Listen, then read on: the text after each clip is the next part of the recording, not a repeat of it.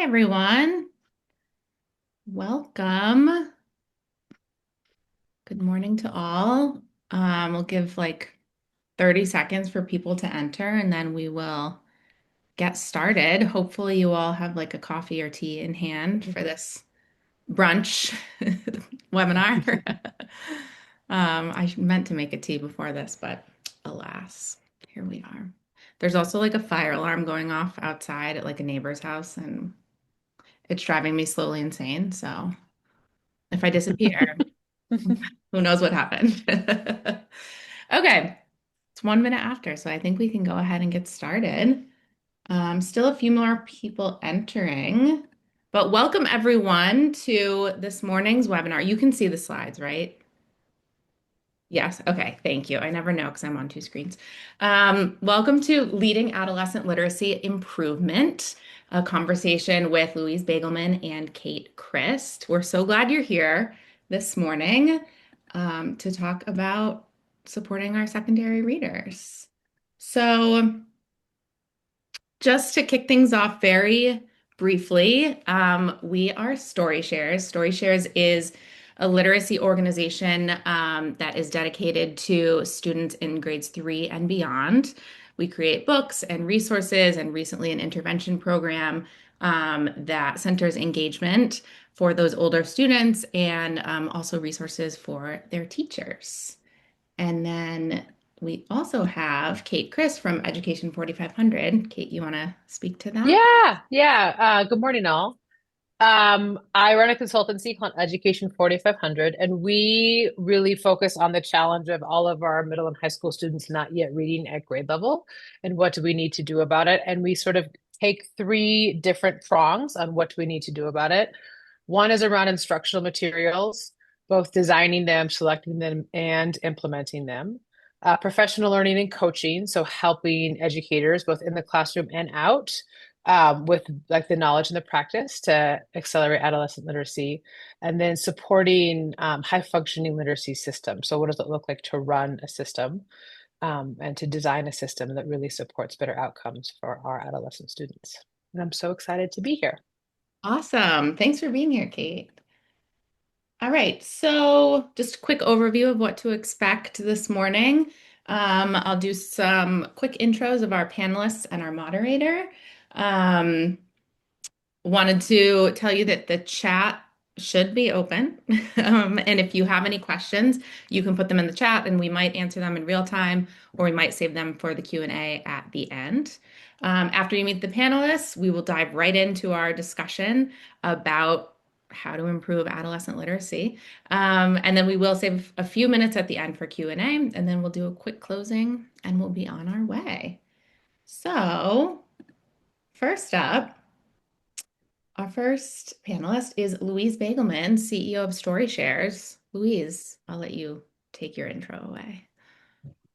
Hi, everyone. It's great to be here. I'm Louise Baigelman.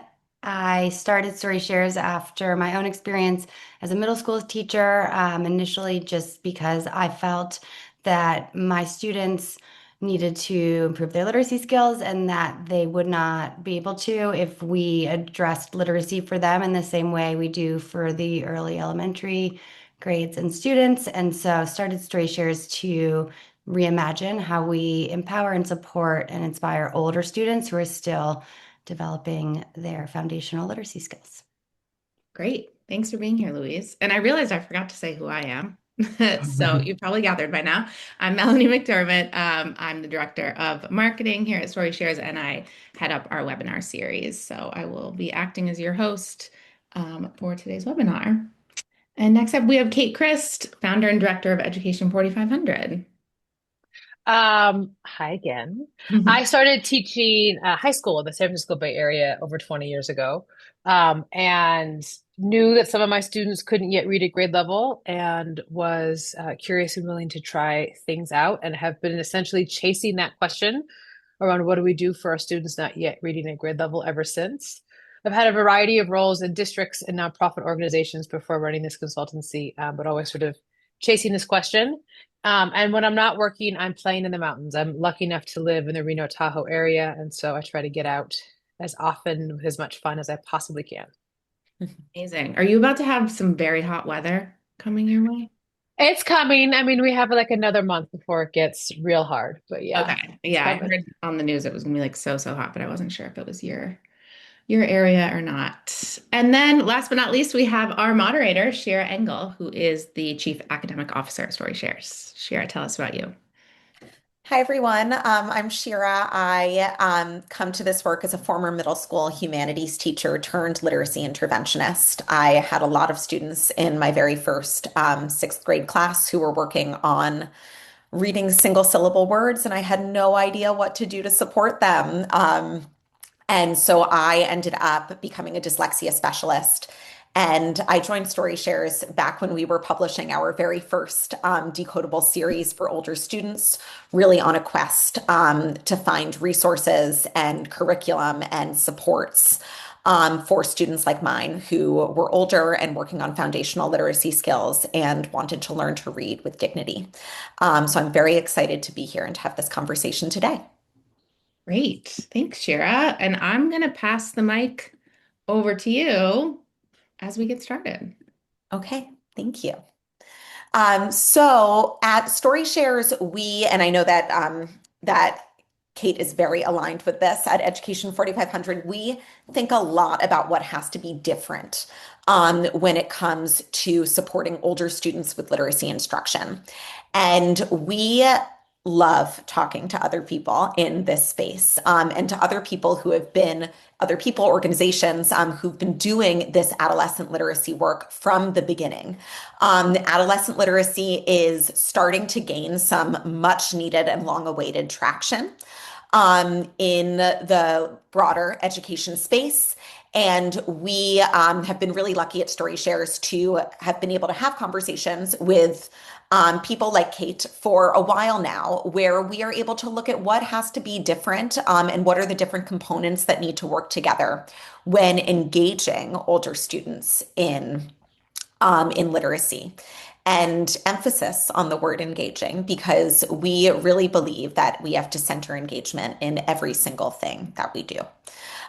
So whether it comes to really looking at finding efficacy-based, evidence-based approaches to working with older striving readers, to supporting them with teacher training, wraparound services, a real infrastructure for adolescent literacy, access and coherence. If we center engagement, we are better able to support those older students. So, Melanie, if you go to the next slide. We are going to hone in on that coherence piece of the pie today. But really it touches everything because it is how we bring all of this together. So in a moment, I'm going to ask Louise and Kate to begin with a narrative of the student experience. But before I do that, I just wanted to ground us. This webinar is called Leading Adolescent Literacy Improvement. And when it comes to secondary school systems, literacy leaders can be administrators. They can also be interventionists. They can be coordinators. They can be teachers. Folks who lead literacy work can have varied roles and experiences, particularly in secondary. So I just want to kind of ground our discussion today in that so that everyone on this webinar can really situate themselves within the role of a literacy leader. So with that said, we're going to think thoughtfully about leadership, we have to go student first. So I would love for us to start with the student experience. And I would love to ask Kate and Louise, what does life look like for students when their learning experiences are all disconnected? So I'll start, and Louise, maybe you get what I missed, right, and extend it. So Perfect. I think one of the things to think about is what do we mean when a student's experience is all Mhm. disconnected? And we might even ask, like, well, what does that mean? Like, what does it mean like if something is disconnected? And we would say that unless you've really paid special attention to ensuring that there is a coherent experience from the student's perspective, it likely is disconnected for them. And the best way to sort of like put your toe in the water and see if that's right or not, is to actually pick a student and follow them for a day. So if you pick a student and from first period to seventh or to sixth, whatever your structure is, you follow them from period to period. And what we would see is we would see if it's coherent, we would see like common greetings, we would see common ways to start class, we would see some instruction routines that flex and feel different, right, in science or in history or in English, but you are doing paragraph shrinking, right? You are doing syntax analysis in service of content learning. That often is not the case. And often, instead, there are very different expectations for behavior. There are very different expectations for rigor. There are very different expectations for engagement from class to class to class. And that has impacts on student learning, but it also has impacts on the way students feel about how they come to school, which for adolescents, just like everybody else, but for adolescents is also really, really important if they feel like they belong, and that the school is for them too. Yeah, and just to build on that, I think, it is so interesting to have different teachers just from the, expectations or behavior rules perspective, right? Because you have to sort of code switch when you enter into different classrooms. But then on top of that, when the content is so disparate, when you go to science class and you're learning about one thing, and then you go to social studies, you're learning about another thing that has no connection to the thing you learned about in science, right?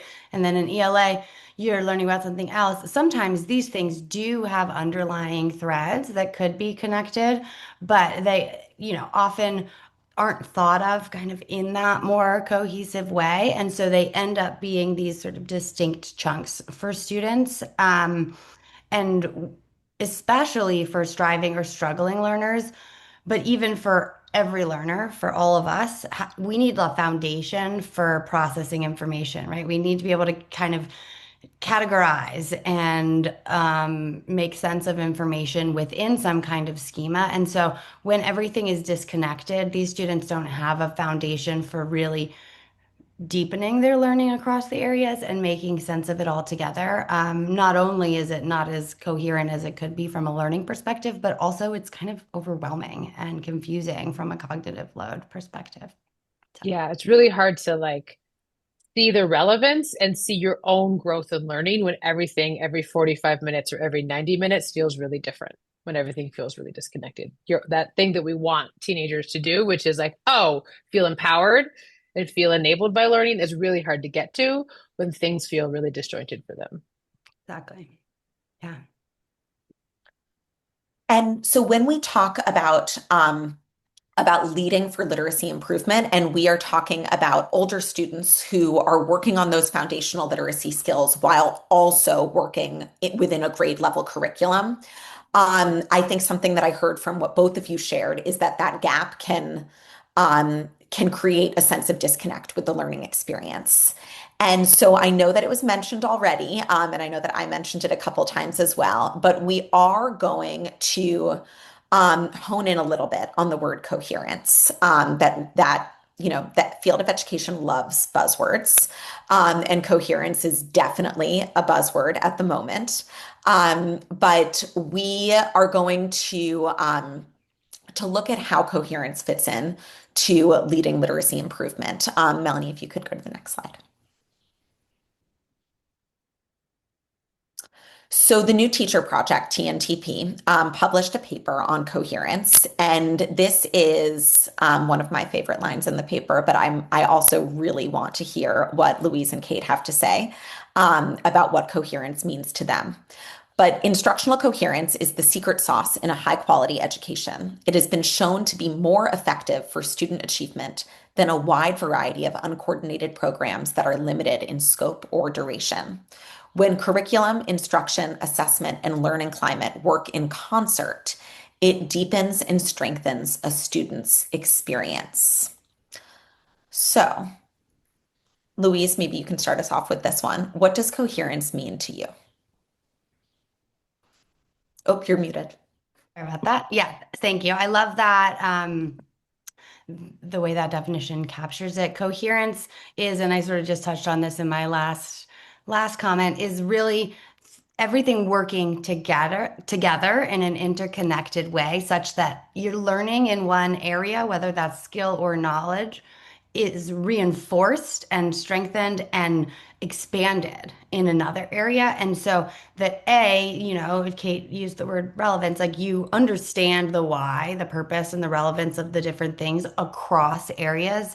And then B, that you can actually practice or experience certain pieces within one area and in another one. And so whether that's, something you're learning about in ELA and then you get to see in social studies class, those, when I think about like the brain piece and how extra synapses form at right when connections are made, those pieces, once those my team is always sick of me saying connecting the dots, but once students connect the dots between things, it's not just like a linear growth. It's not like 1 + 1 = 2. It's actually like sort of exponential, the level that it is processed at that point. And so coherence to me is intersecting the learning, the knowledge, the skills, the practice, right? The objectives in a way that really serve each other versus exist in silos. Yeah, and I would add on, I would co-sign all of that, first of all. I absolutely co-sign all of that. And I think when that piece, Louise, you're talking about uh, learning becoming exponential. We think about middle and high school as this really critical time, right? Students are moving out of this like experience of being a child and being young in school and becoming more independent learners, right? Having more responsibility, having more independence in their learning. And students who are not yet reading at grade level still deserve that responsibility and independence increase and have a harder time getting it if they can't yet read at grade level. And so part of what a coherent system would be to say, we're going to focus on literacy. We are going to decide that literacy is important for all of us. And we'll talk about what that means. Like, we're not all reading teachers, we're all language teachers, but we are going to make sure that students leave our middle school and move up to high school, or they graduate our high school literate. And in order to do that, we're all in the boat together and we're all sort of rowing in the same direction. And there are some strategic moves we are going to make. There is some stuff we're going to stop doing. And there is other things that we are going to start doing. And those are the kinds of levers that leaders can pull, right? The leaders can decide they're building the board, right? They're helping to select curriculum. They're deciding which teachers get to teach which subjects. Like, those decisions become part of this idea around coherence. And then I think the other piece that's really important, and Louise, you touched on this, is this idea of exponential growth and the flywheel rolling. So when we think about students, especially our older students who are closer to moving up into high school, who are closer to graduation from high school, who are not yet reading at grade level, we have a very finite amount of time to get to accelerate them. And we should be using every inch of time and real estate in school to ensure that flywheel growth. And so coherence becomes even more important when we think about the synergy. We want students to experience word level recognition and fluency and passage level comprehension and being able to write all of those pieces we want them to do. We cannot do them if we just focus in ELA or intervention. We really have to think about the way literacy plays across content. And that's how we get that flywheel and that exponential growth.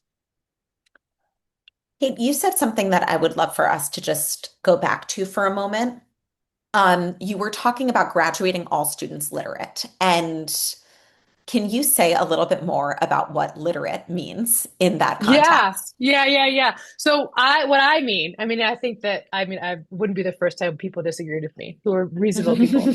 But when I mean literate, I mean, you can give a student what we would think of as a grade level text. So they're going to leave eighth grade or they're going to leave high school, and we could give them something that is appropriate for that age, right? That is appropriate for that grade. So if I graduate high school, you can give me machinist sewing machine manual, and I could read it, right? I could get through it, I could understand it. I might have to pause, I might have to look stuff up, I might have to phone a friend, right? All of those are acts of literacy, knowing where the limits of my comprehension end and knowing what I need to get more help with.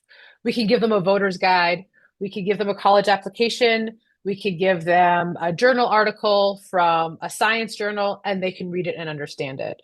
And not just read it and understand it, but then do something with it, right? Use it to further their career, to further their studies, to further their own personal curiosity. And we want students to be able to read, not because reading is the end goal, but because participation in civic society is the end goal, right? We want them to be able to have a career or go to college, whatever the next, I always say grade 13 is like open for interpretation, and they should be able to step into whatever they want because they have the capacity to do it, to read, to write, to discuss, and not be limited because schools didn't arm them with what we say we want to. Yeah. Yeah, I love all that. And I think it is one of the inherent challenges, what makes it so difficult in these upper grades, kind of beyond that grade 3 point when it comes to coherence and also just objectives, right? And the intent for learning and where we want students to end up, where we want them to be relative to where they are. And so I always think a lot about the K2, K3 space where things are inherently more coherent because you haven't had that much time to develop that large of gaps, right? So the difference between a first grader who is like killing it, they're really hitting all their standards, and a first grader who's struggling is inherently smaller than the difference between a 10th grader, right? And that is really doing well and struggling because all of the years of gaps that accumulate over time, right? And so coherence in K3, it's a little bit, easier in the sense that the core curriculum is engaging for those students because most of them are still embarking on their early learning. That intervention helps address or remediation, right, a little gap and put students back onto that kind of core curriculum piece. That reading instruction is a fundamental part of the core curriculum for all of the students. And so therefore, that interweaves and students can typically access more uniformly at that age level. Not entirely, but the gaps are smaller. Once you get to the secondary space, everything starts to fray because the students who don't have those key literacy skills, especially right now when there's such an emphasis on grade level rigor, can't actually don't have a seat at that table for the grade level rigor because they don't have access.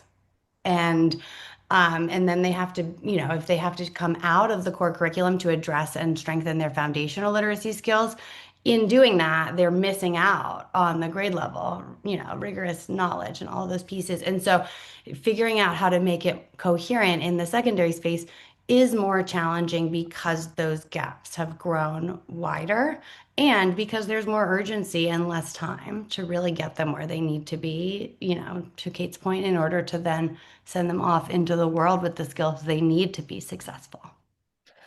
Louise, thank you so much for going into our next question. That was a fantastic segue.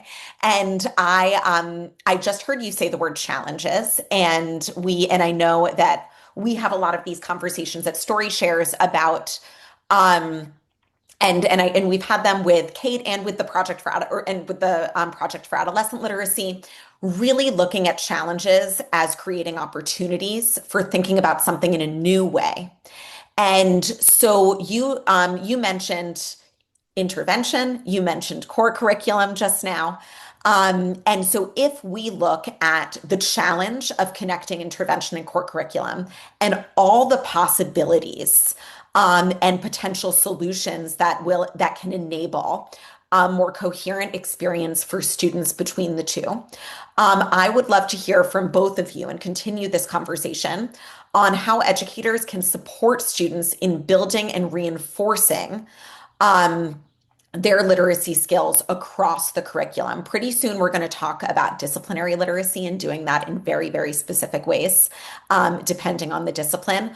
But for now, if we look at that gap that you talked about, Louise, that gap between intervention and core curriculum, or I should reverse it, that can be much larger for older students. What are some ways that we can support teachers in helping students close that gap, support administrators in helping their teachers help students close that gap, so that we can ultimately support the students who are in both? Yeah, I mean, I know I just talked, but I could start this one and then Katie can jump in.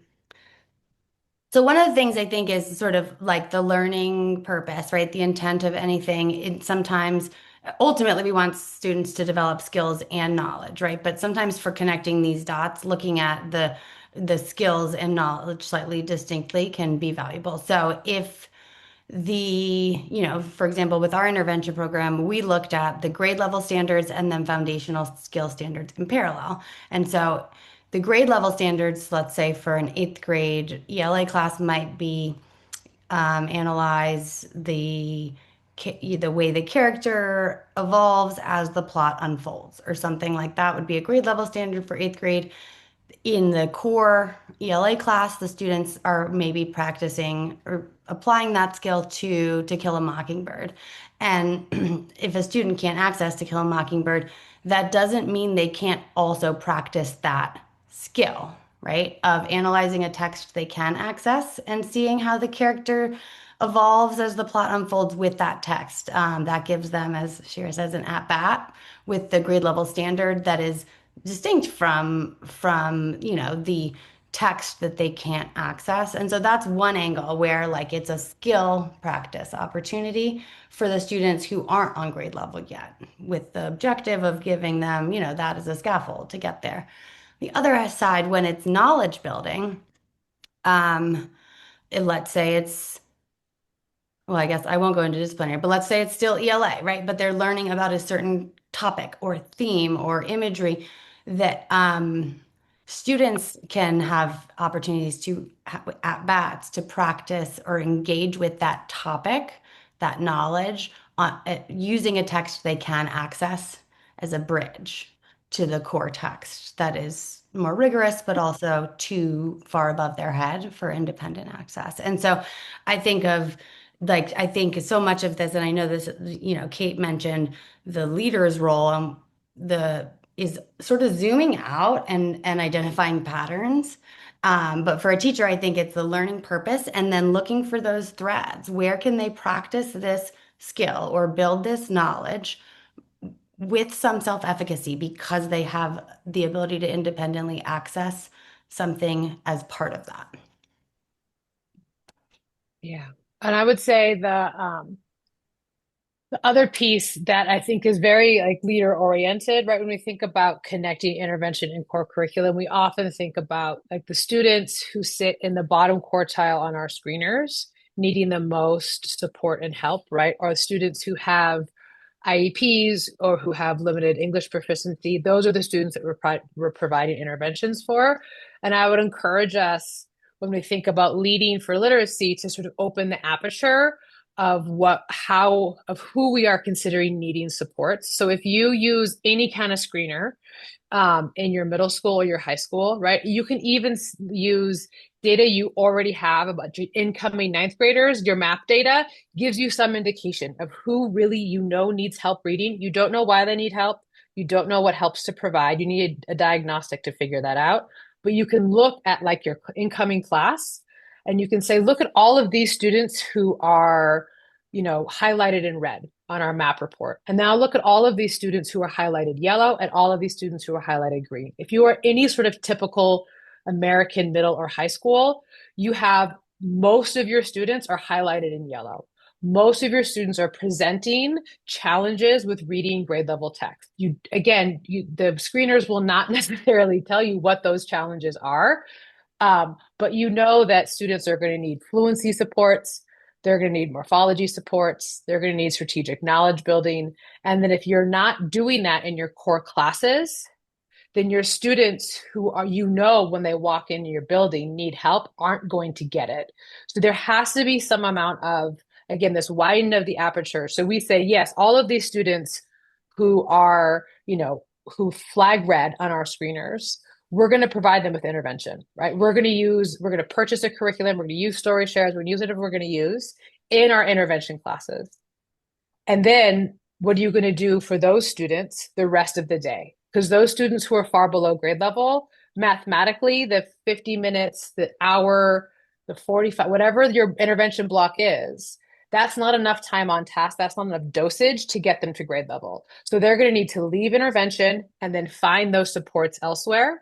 And those supports elsewhere should be things that are not like reading tasks designed with science. They should be science tasks that support access to language of science. And we'll talk about what those look like, but so a student leaving intervention walks into a core classroom, and now all that word level work they did in intervention class, that knowledge building to access To Kill a Mockingbird they did in their intervention class, now is they're paying they're spending it, right? Because they have it in their back pocket, and now they can spend it in their English class. Now they can spend it in their science class because they had the word level work and the close, careful study work they needed in intervention that can now help support the work in their content classes. And the students who never had anything in intervention, they're getting some morphological study. You're doing some syntax work. You're doing some rereading. You're doing some paragraph shrinking. Again, not to disguise reading strategies under this sort of like facade of science or facade of history, but in order to learn the content itself so that core content teachers get to still be core content teachers, but now they're providing access to their content by attending to the language that's there. And again, we'll talk about what those moves might look like. But again, it's the connection of intervention and core curriculum is not just leveraging what's happening in intervention into core for some kids, it's widening the aperture and realizing any student who's not yet reading at grade level needs an accelerator. And we now know that students all the way through and likely beyond 8th grade need foundational skill supports, right? So there are specific foundational skill supports that those older students need, but that we shouldn't think of content area as just being disciplinary. It's also being a point of language access. Yeah, I love that. I just have to just touch on one of the points or just the framing you use, Kate, which I think is really powerful. That intervention, if we look at it from core, right, what do we want them to be learning? And then have all of the foundational skill building and intervention remediation work tied to that, right? Then they are like inherently getting the ability to practice the key, both things and develop access to what their ultimate learning objectives are. And so I just think that's like such a simple but powerful framing of right now, sort of intervention lives in its chunk, right? The silo, this, and then core and intervention. If we can sort of backwards plan, this is something we've been going deep into intervention, such that it is aligned with and in service of the core and the grade level and the rigor.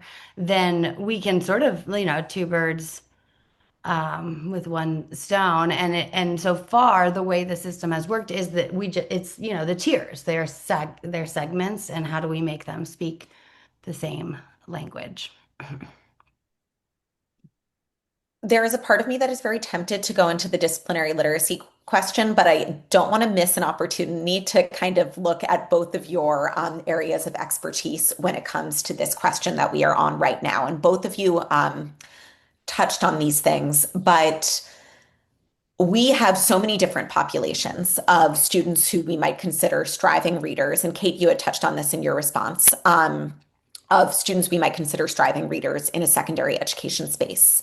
And something that we talk about a lot at Storyshares is that we can't have like a one size fits all solution for students who are working on foundational literacy skills, because the reasons why they are working on those skills can be so varied.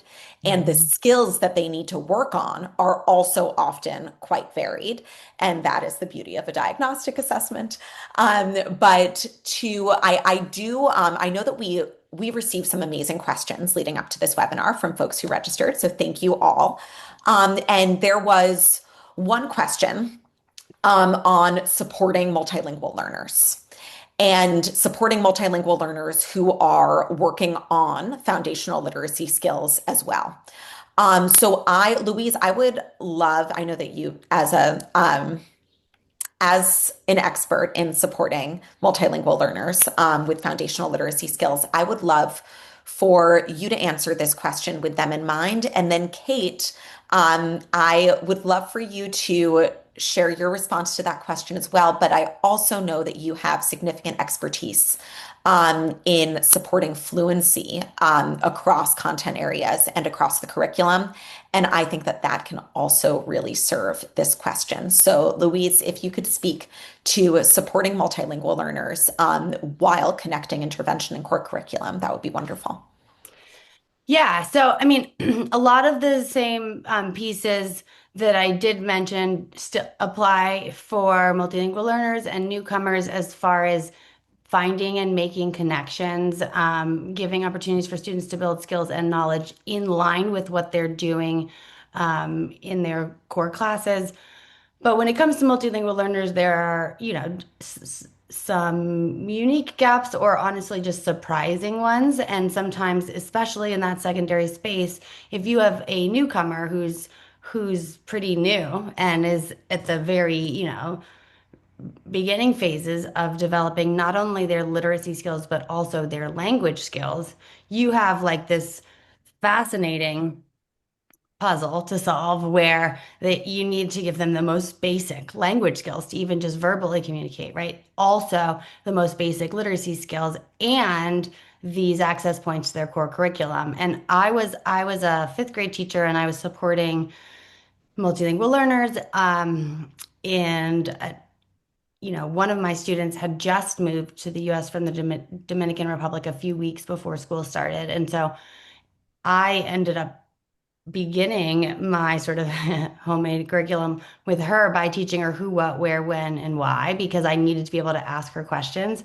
And then meanwhile, I would send her off to science class where she was learning about the differences between igneous and metamorphic rocks. And it felt like so jarring, right? The gaps between those two pieces.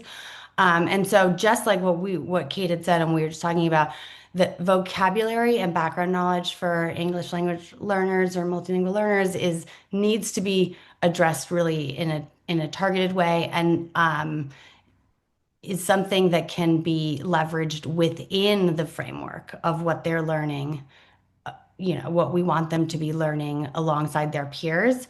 By sort of back planning from that. And I used to just try and put on my like language learner lens and read something and challenge myself to like what would I not recognize as an issue from a literacy perspective, but that would be an issue from a vocabulary perspective or idioms, for example, like letting the cat out of the bag, things like that that can really throw students who don't have that language foundation in line with the literacy piece. Thank you.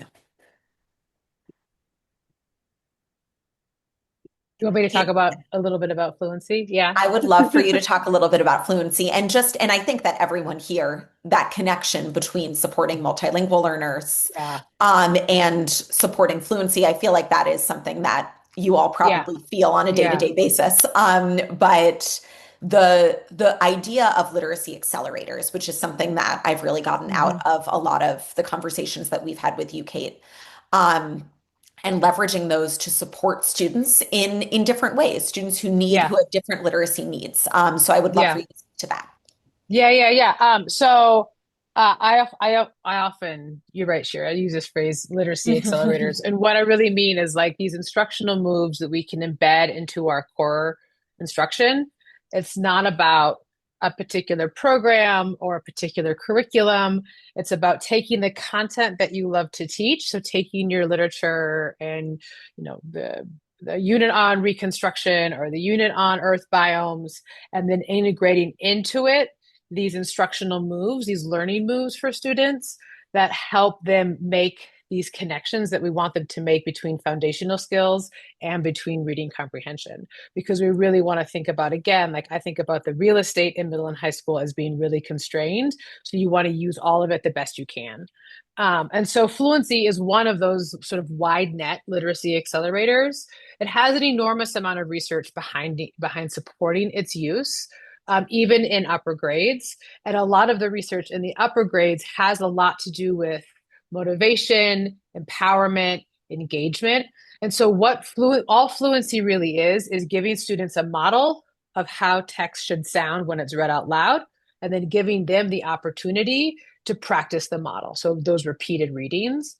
And we can think about fluency as when we think about dosage for fluency as an accelerator, we want 30 minutes of fluency practice-ish a day for students. And that is entirely unreasonable to ask a single content area teacher to do, right? So when we think about fluency routines in middle and high school, we think about how do we embed models of text read out loud and then repeated readings of those modeled texts so that students get the opportunity to do a bunch of things at once, right? Fluency there is a really powerful accelerator. So when you're reading the text out loud, this is super inside baseball, but when you're reading the text out loud, you want students to be following along as you're reading. I can never get my high schoolers to use their finger, but I could get them to like turn a pen around and follow as I go.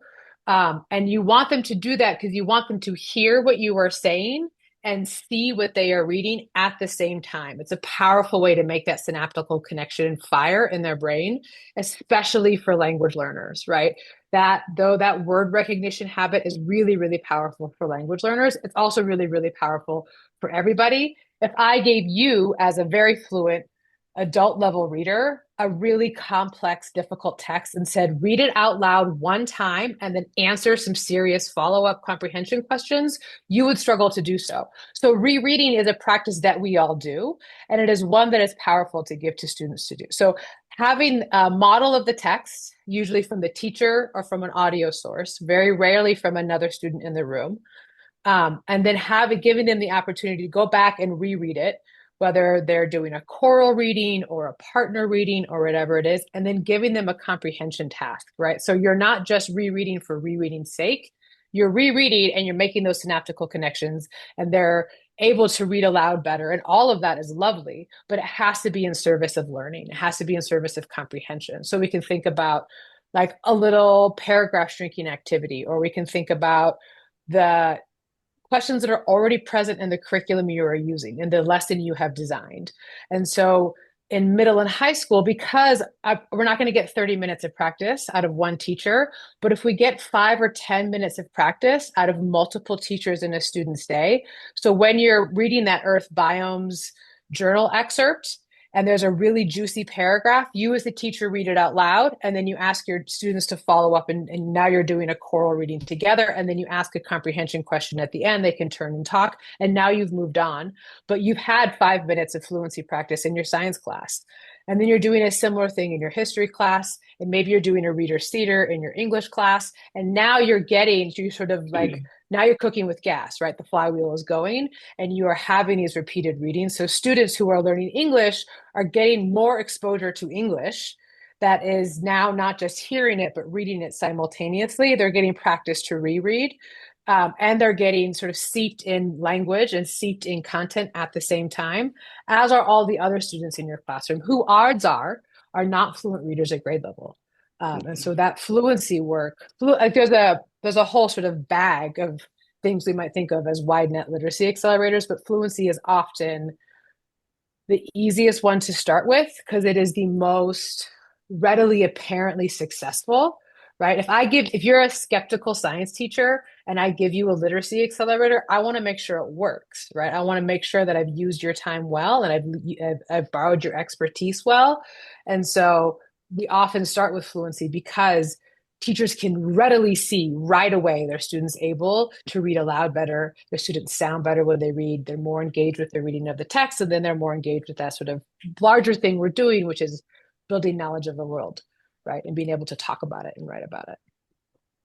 Yeah. Yeah, I love all that. And I think even just to add on to it, the fluency is an enabler of comprehension, of course, because once you can understand how the words go together, and also you can do them with some more automaticity, then you're able to make meaning of them as you go. And one of the things that I did a lot with my multilingual learners as a piece of this, and which aligns with what Kate is saying, is not only like read alouds are really powerful, not just for early elementary, but in general for modeling fluent, the prosody and all of that, but also for modeling thinking. And I did a lot of of think alouds with my ELLs where part of it was normalizing the fact that all of us occasionally read a sentence that we realize afterwards we didn't process and need to reread, or where we didn't know a word and therefore we don't know what the sentence means, or where we stumble over a word and have to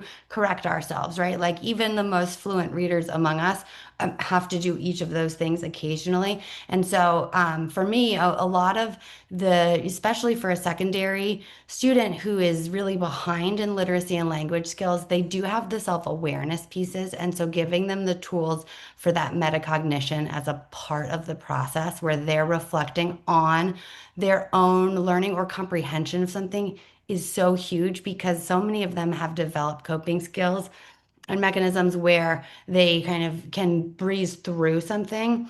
And so, sort of modeling, like, oh, I just read that, but I'm realizing I don't know what this word means.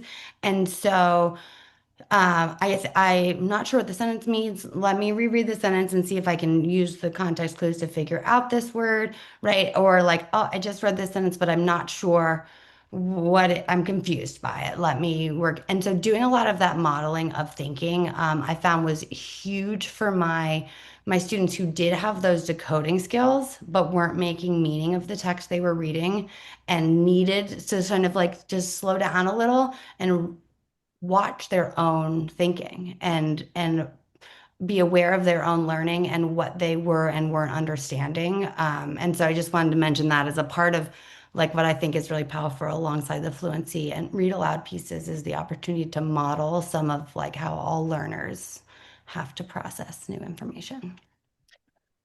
That is, I think, an excellent transition point to talk. So we spent a lot of time talking about what we can do across content areas and ways to support students in feeling like there is consistency and coherence with the literacy strategies that they're using and the literacy accelerators that their teachers are able to leverage. There are key differences between content area across content areas. And that is where this really key point of disciplinary literacy comes in. And so we want to absolutely give students a very coherent experience where they can actually see how what they are doing in an intervention applies to what they are doing in science and math and social studies, really across the curriculum. And they are able to use those strategies. They're able to use those fluency strategies, those metacognitive strategies. I see a question in the chat that we will definitely answer about other accelerators, those vocabulary strategies, meaning making work. Those advanced decoding, multisyllabic decoding strategies, morphology work that they're doing, they are able to use that across content areas, and those connections are vital.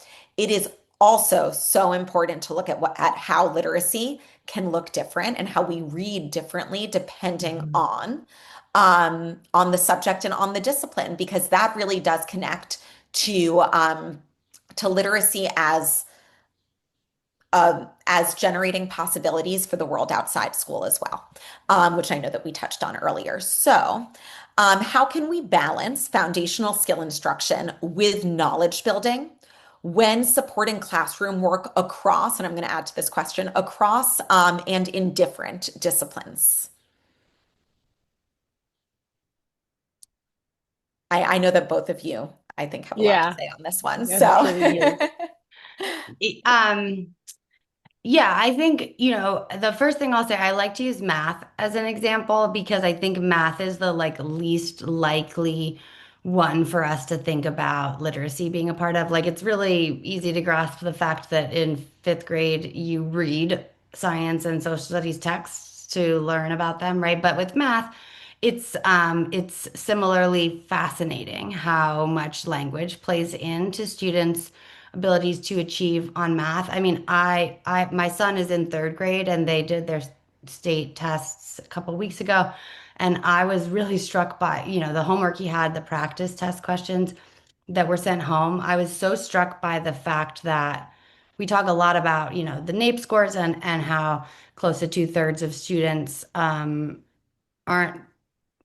performing proficiently in literacy or math. And one of my thoughts in looking at the questions that he was being asked on his math assessment was like, well, we don't even know if it's really the just literacy that's impacting their math scores too. And I know there are also math gaps, but reading these questions, like you have to read and comprehend words to answer this math problem.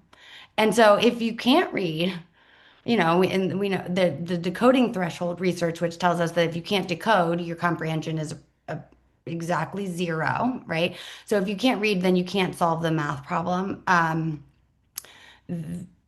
How do we bridge it? And so the beautiful thing is language is everywhere, and literacy is so connected inherently to everything we do. It is not its own thing. It is a part of everything. And so um, this to me is also a really an important school leadership piece from the zoom out perspective, which is identifying those links and those threads and connecting them, whether it's math, science, social studies. Um, every single subject offers opportunities to practice and strengthen literacy skills alongside those disciplinary skills. And we should seize every single one of them because those are gems. Yeah. And then I think um the other piece that is really important to think about is I always say like content teachers get to teach their content, right? So if I'm a history teacher, I get to teach history, right? I get to look at like cause and effect and turning points and perspective and bias and all of the things that I want my students to pay attention to and learn about in their history classes. Um, and in order to do that, my students are going to need access to the language, not just the language of history, right? And the way that like those of you who have read a history textbook, like passive voice is everywhere. Like ink and gold arrived in China. Well, like there's a whole story behind that sentence. Like what happened to be able to recognize the passive voice and being able to fill in the context that's missing from the sentence, et cetera, et cetera. So if we want our students to be able to do that disciplinary work, then part of the work for content teachers is not to like give their content the heave ho, but is to recognize like I as a history teacher or I as a science teacher, I am not able to always center complex text at the center of my instruction, right? I'm not able to center the mathematical proofs. I'm not able to build my lessons around really complex historical documents because my students struggle to access them. So rather than the workarounds we all do, which is like, oh, I'll read it to them, I'll show them a video, I'll put it in Chat GPT and make it more simple. What I'm going to do is I'm going to use strategically placed accelerators that help my students do the disciplinary work. So in science class, that might be before we start our Earth biomes unit, we might choose 5 high leverage words for the unit and do morphological study on those words. And that morphological study won't be something new for my students because the history teacher also did the same thing. She picked 5 important words before the launch of her reconstruction unit and did some morphological study so that students maybe across the school have a common set of roots and a common set of affixes that they can pull out and leverage during that morphological study in those different classes. And so they can begin to see reconstruct, reconstruction, reconstructing, and how when you change the affect, it changes the position of the word in a sentence, it changes the meaning of the word, et cetera, et cetera. And so now students are using things like morphological study, not as reading strategies dressed up with a little science or a little history, but as actual access points into the content that act as, again, this like flywheel. And that's a foundational skill, right? Reading big multisyllabic words is a foundational skill. We can think about students, like I often would start my students with morphology work only to discover like, oh, they don't know that every syllable has a vowel.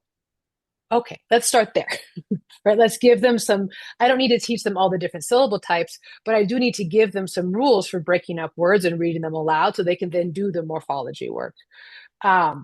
Fluency can act in a very similar way. You can think about strategic knowledge building. So in my history class, knowledge building, I always say like context is king in history. So I'm always chasing knowledge building, but how am I placing like the most complex, hard thing at the center, the text at the center? And then I'm saying, well, what are the knowledge demands of this text and how am I going to build them? So teachers in lots of different places are using things like quad text sets or smaller sort of shorter scale text sets to say this text is really hard, so I'm going to use a couple of other texts that are not as hard, but still build the knowledge and vocabulary so students can access here. And in that soup of knowledge building, we're still doing morphological study. Maybe we're doing juicy sentences. We're doing some syntactical study so that we're not sort of pulling the rug out from core content teachers. We're letting history teachers be history teachers, right? We're letting science teachers do the things they love to do, like blowing up the gummy bear in the beaker, but that they're getting to do that work and students are able to do it themselves. Teachers don't have to act so much like, let me do it for you, let me do it for you. Kids are able to engage with the work authentically because they can access the content independently or with these really strategic supports. Thank you. So Louise, do you want to, I'm just being mindful of time and I think we can continue this conversation into the next question, but just I would love for us to end with something extremely practical and then hopefully we can get into some Q&A. And both of you have been sharing practical strategies throughout all of this. But if a school or a district leader came to you tomorrow and said that they wanted to make adolescent literacy a real priority, what is the first thing that you would tell them to do? And then, Louise, I would love for you to start on this one and feel free. I know that you were about to share something at the end of that last question, so feel free to tie that on in here. Yeah, so the thing I was just going to say, based on what Kate said, which I love, is the authenticity of not just of a text, of a learning activity, of an objective, especially in these upper grades, like our preteen, teen students, they are deeply aware, and they are the first to call you on when something doesn't feel meaningful or relevant. And so, authenticity versus kind of contrived tasks and texts Yeah. are so fundamental, and practice is always crucial for mastery. And I think that's something that gets lost in this secondary literacy conversation a fair amount of the time. I am going to bridge into coherence culture, I promise. But is like that mastery is not possible without practice. And so instruction, really strong instruction is crucial. Yes. And connecting the dots is crucial. And also there has to be time and resources that enable meaningful practice for students to really strengthen their skills. And so, bringing this into a culture of coherence, I would say, from the school leader perspective, I think it's so different in, let's say, middle school and high school than it would be in early elementary, because in some ways you have to take out a blank sheet of paper and you have to you have to be comfortable shedding some of the this is how it's always been done, or this is the structure I have to work within. And school leaders have the power to look at things differently sometimes, most of the time. And so I would say some of it is, if you start where you are, it's going to be harder than if you start with where you need to be and you back plan. And so the elementary schools have structures built in. And what we've discovered in our work in secondary literacy is that one of the first barriers is that middle and high schools they don't have time for teaching reading in the school day schedule, because our assumption is that you learn to read, right? Like traditionally you learn to read by third grade and then you read to learn. And so we've cut out all of those structures in the secondary school day schedule. And so for leaders, it is zooming out. If this is a priority, where do I fit it into the day? Where do I enable cross-curricular and intervention to core connections among my teachers and educators such that they can really take it where it needs to be from a connectedness perspective. So, Yeah, and then I would agree with all of that, and I would extend it to say two things. One, you have to start with the culture and the vision at your school, because culture will eat structure for lunch every single day and twice on Tuesday, right? So like if you are at a school where everyone in the building is like, yes, literacy is the most important thing, and yes, we're all going to focus on how to ensure these students graduate or matriculate literate. If you already are doing that, then you can start doing some of the work, right? You can start embedding the fluency work or the morphological study. And I'll put a couple of resources in the chat to help, like, well, what are those moves, right? So there's a great foundational skills, recent publication, and then the IES practice guide for grades 4 and 9, both really, really powerful resources. So if you already have a culture that's oriented, then this is the work to start doing. Pick one or two, pick a small cohort of teachers, start small, get the flywheel going, expand out to the rest of the campus. If you do not have a culture, then you have to build it. And one of the best ways to build it is to say, like, well, what is our current, like to take some amount of that data that you already have and look at it as a school and decide, does our state assessment and our graduation rate match? Or are we graduating students who are not yet proficient? And do we care? Is that a problem? And if it is a problem, can we solve it? Yes, of course you can. Neuroplasticity is a real thing. Students can learn. And so if it's within the locus of your control, then now you need to get to work. And then this is the work that you are doing, this foundational skills, IES practice guide type of work across core content areas. But that first comes culture and then comes structure. And the structure is built and is grown from this really positive, cohesive culture. And that is arguably the biggest lever leaders have, is to create this culture. Culture is created from the top down with the support from your teachers and your staff, but like you are your culture leader. So that would be the first thing I would say to do. Thank you. It is 12 on the dot. I'm going to turn this back over to Melanie. And I thank you both. Yeah, Kate and Louise, like I think that there you got at so many of the questions that we got ahead of this webinar naturally and organically through your responses and through how on the ground and practical you both were. Thank you. Yeah. Thank you. Thank you both so much. And since it is 12:01, if anyone needs to go, feel free to hop. This is being recorded, so you can check the recording afterwards if your question wasn't answered. But I do want to make sure we get to at least that one question in the chat. Are there resources for discovering other literacy accelerators in addition to fluency?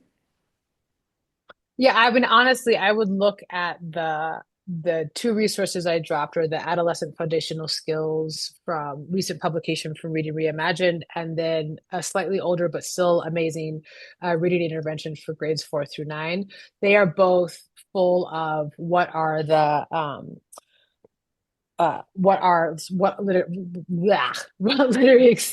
accelerators you can do in your classroom are. And how you could get with practical guidance and like actual strategies to get started tomorrow. So they are really helpful. They don't do all the knowledge building stuff, right, that Louise and I have been talking about. They're not as particular about that. So I would be remiss if I didn't say, and don't forget to get into your knowledge building work. Totally. Thank you. Thank you for that. Louise, did you have anything to add? Yeah, I was just going to say also reach out to us at Storyshares. I'm Louise at storyshares.org. Because that is the work we're doing now too, is getting in there with schools and looking at the intervention program and the core curriculum and even the schedules and really trying to support the full implementation. So always available for anyone interested. So yeah. Thank you. Yeah, I was going to say we did get to a lot of the questions that came in through the registration, but if we didn't get to your question, both emails are on the slide, info@storyshares.org or info@education4500.com. You can follow up with us that way. We love to chat. So thank you, Kate and Louise and Shira. Thank you, everyone who came today, and have a great